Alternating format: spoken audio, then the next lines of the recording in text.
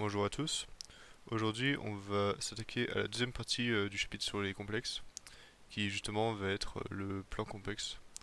On va s'intéresser à la notion de module, d'argument, de forme trigonométrique, et on va montrer qu'est-ce qui se passe graphiquement et quel type d'exercice vous pouvez avoir sur le chapitre des complexes.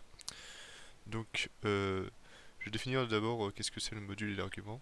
Le module, c'est la distance qui sépare l'origine de votre repère complexe par rapport au point M, donc du coup votre nombre complexe dans le plan complexe. Et il y a l'argument qui est l'angle euh, orienté de l'axe des réels jusqu'au vecteur OM qui va être votre argument. Donc, le module s'écrit racine carrée de la partie réelle au carré plus la partie imaginaire au carré. C'est comme si vous faisiez euh, un Pythagore. Vous faites BC carré est égal euh, AB carré plus AC carré. Et vous avez BC est égal à racine carrée des deux. Maintenant, je vais montrer qu'est-ce que c'est l'argument. Donc l'argument d'un nombre complexe, donc, du coup mon nombre complexe z, je vais le noter θ, qui est justement l'angle entre la partie réelle et le vecteur OM. Donc on a deux formules qui disent que le cosinus de θ est égal à A sur le module de z et le sinus de θ est égal à B sur z. Ces deux formules sortent des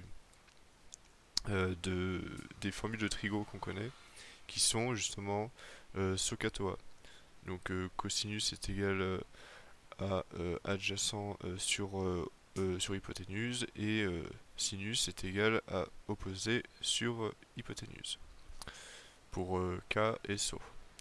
Donc si je représente sur cette figure par exemple, là on peut supposer que c'est la valeur B, là c'est la valeur A, et ici on aura le module de Z. Donc mon angle θ, il est ici.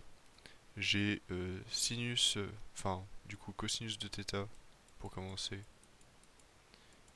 est égal à adjacent sur hypoténuse, donc j'ai bien A sur Z. Et j'ai ma deuxième formule qui suffit juste de faire la même chose. On a opposé de l'angle B, B sur Z. Donc voilà d'où sortent ces deux formules. Si jamais vous vous demandez pourquoi ces formules et pas d'autres. À présent, on va faire un exercice type. Je vais vous montrer comment on fait pour trouver l'argument de ces deux nombres complexes. Donc, pour le premier nombre complexe et pour le deuxième nombre aussi, on va faire le module du nombre complexe d'abord. Donc, module de z1 est égal à racine carrée de moins 1 au carré plus 1 au carré. Vous doutez bien que ça ne fera racine carrée de 2. Là c'est 1 plus 1, ça me donne racine carrée de 2. Et donc j'ai juste à faire le cosinus à présent et le sinus. Donc à partir du cosinus et du sinus, justement je trouverai l'angle grâce au cercle trigonométrique. Donc je prends ma partie réelle pour le cosinus. J'ai moins 1 divisé par racine carrée de 2. Ça, je peux encore le simplifier en mettant racine carrée de 2, enfin moins racine carrée de 2 sur 2.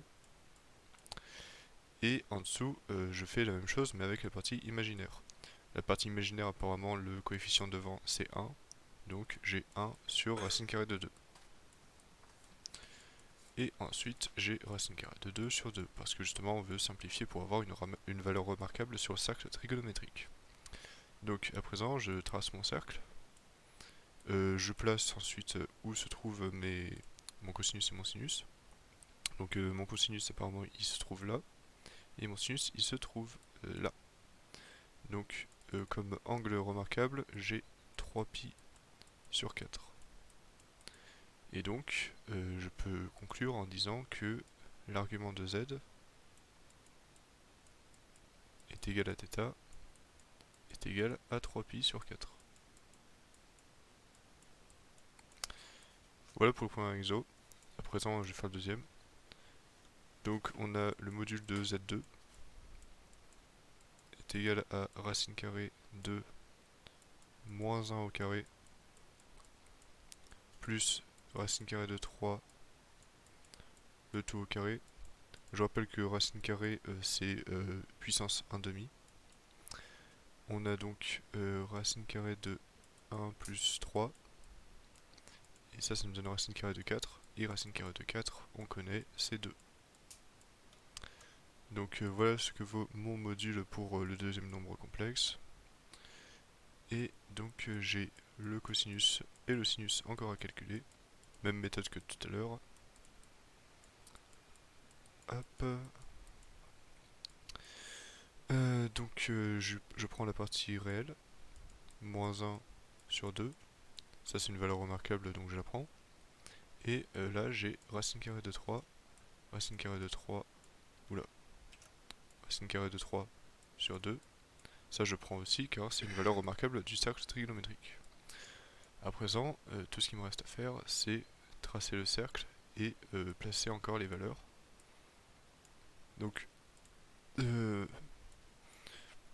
moins 1 demi sur le cercle trigonométrique pour le cosinus sera à peu près là. Et le sinus, ce sera racine carrée de 3 sur 2, donc c'est à peu près là. Donc j'ai la valeur remarquable qui est juste ici. Et du coup, je sais que mon θ vaut 2π sur 3. Voilà pour les deux exercices. Il suffit juste de savoir utiliser le cercle trigonométrique et de faire 3 calculs. Et à présent, je vais parler de la forme trigonométrique d'un nombre complexe. Donc, je vais vous montrer d'où sort cette formule un peu bizarre. Hop. Donc, on reprend ce qu'on a eu avant. On a donc z qui est égal à a plus ib. Or, je sais que le cosinus est égal à a sur z et le sinus est égal à b sur z, enfin le module. Donc je vais factoriser par z pour justement faire une factorisation forcée et avoir du a sur le module de z, plus i fois b sur le module de z. Et je retrouve bien l'expression qui est juste à côté. Donc on va faire des exemples sur cette forme trigonométrique. On va prendre les deux exemples qui sont juste ici. Z1, je sais que son argument c'est 3π sur 4. Donc, et je sais aussi que son module est racine carrée de 2. Donc sa forme trigonométrique sera racine carrée de 2, facteur de cos de 3π sur 4.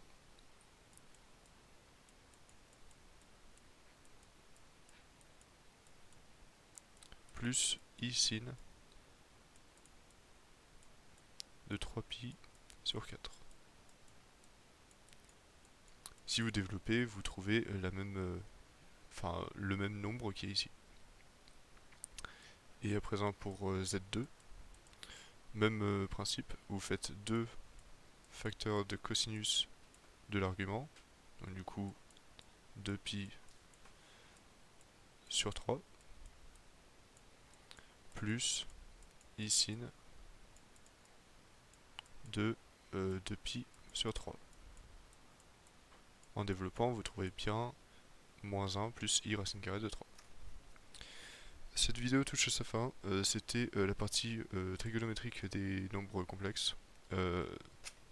Suffit juste de savoir calculer. Il y a vraiment 3 calculs. Ensuite, vous regardez le cercle trigonométrique et vous avez votre argument. Et pour ce qui est de la forme trigo, il suffit juste de reporter les valeurs. Dans la prochaine vidéo, je parlerai de l'écriture exponentielle d'un nombre complexe. Et celle d'après, je résolverai des équations de polynômes de second degré, mais avec des nombres complexes, soit directement dans le polynôme, soit justement avec un polynôme qui a un discriminant négatif. Voilà, c'est tout pour ça. N'hésitez pas à dire en commentaire si des choses où j'ai pas été clair, je répondrai. Et à une prochaine. A plus.